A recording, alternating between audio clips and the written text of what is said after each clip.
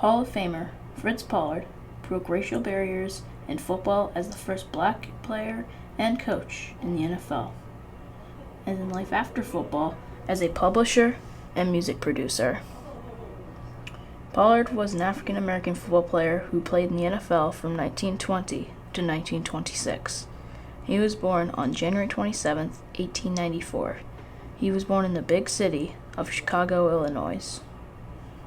As a kid, Chicago was a hard place to live in because of all the crimes that were going on in the city at the time. Fritz Pollard had everything in his way when he wanted to play football. His race, his height, his weight, everything.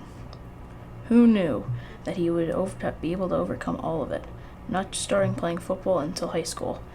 Fritz Pollard would go on to have an amazing life story that people are still reading about to this day.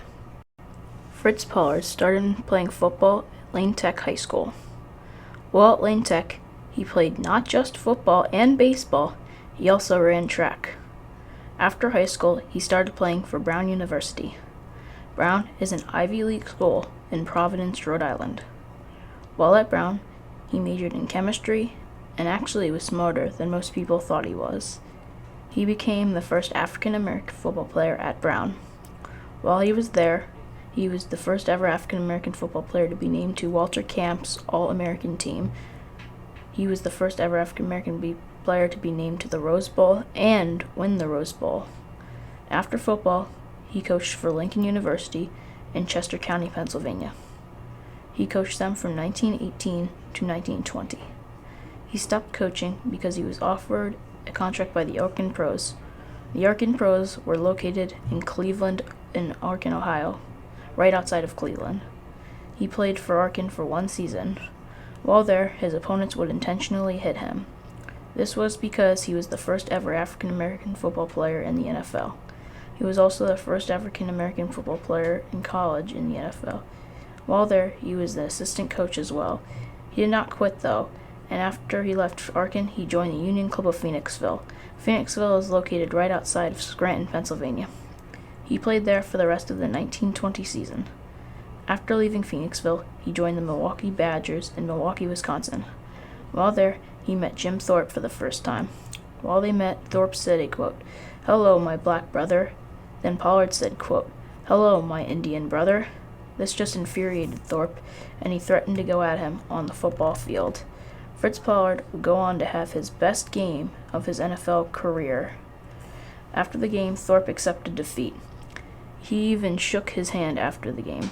He moved on from the Badgers following the 1922 season. Next, he signed with the Gilberton Cadmounts. He played there for one season in 1923. He then joined the Hammond Pros in 1924, and in 1925 became their head coach, therefore making him the first ever African American coach. After spending 1 year out of football, he signed with the Arkin Indians. This was the team that had brought him into the NFL, except they had switched names in the process.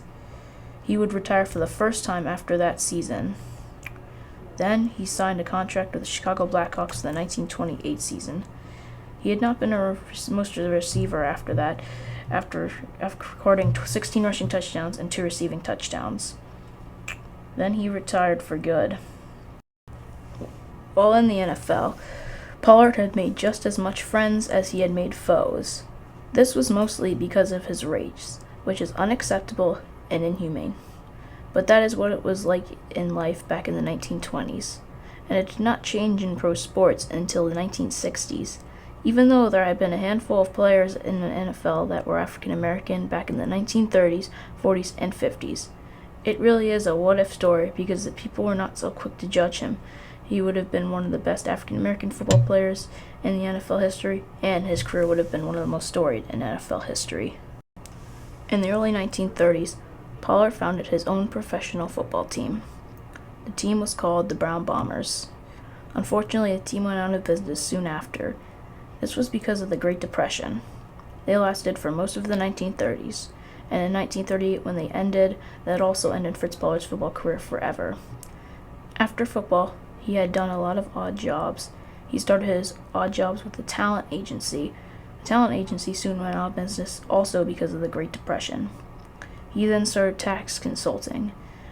that went nowhere as well. He then joined film. After he joined film, he was a music producer.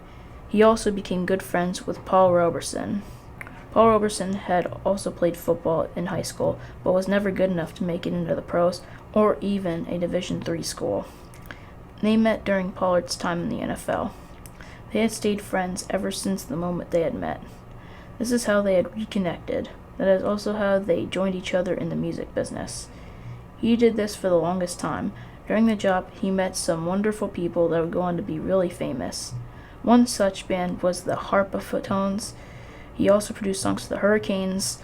Other such groups were the Five Miller Sisters and the Wanderers. He also recorded single vocalists like Linda Hopkins, Elise Roberts, Connie Carroll, and Pearl Woods.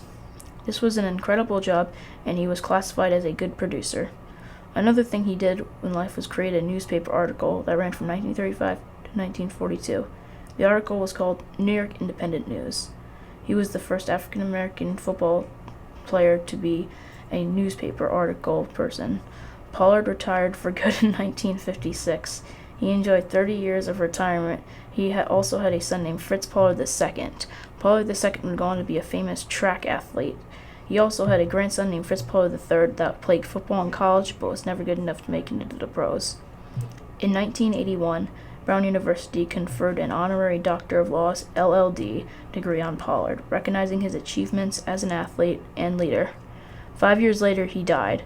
He died on May 11, 1986, thus ending the life of an amazing person and an amazing football player. Fritz Pollard influenced a lot of people. He was an inspiration for many young people all around the world. He proved to us that no matter the race you are, you can still be a good football player. And that doesn't just go for football, that goes for baseball, hockey, basketball, soccer, cricket, or pretty much any other sport I can name. Nowadays, there is more African American football players than there are Caucasian players. He really impacted the football community for what he did on and off the field. He is the reason that this is, and he is the start of it all. He is the reason that segregation is no longer an issue in football. He is the one that changed football for the better. He is the one and only to break so many barriers. With all the odds against him, he was able to pull off one of the amazing, greatest life stories this world has seen in a long time. Being the first ever African American football player at Brown, he went on to be the first African American football player to participate at Walter Camp's All-American team and then the NFL. And from there, his career took off into being one of the most storied this world has ever seen, and most likely will ever see in a very, very long time.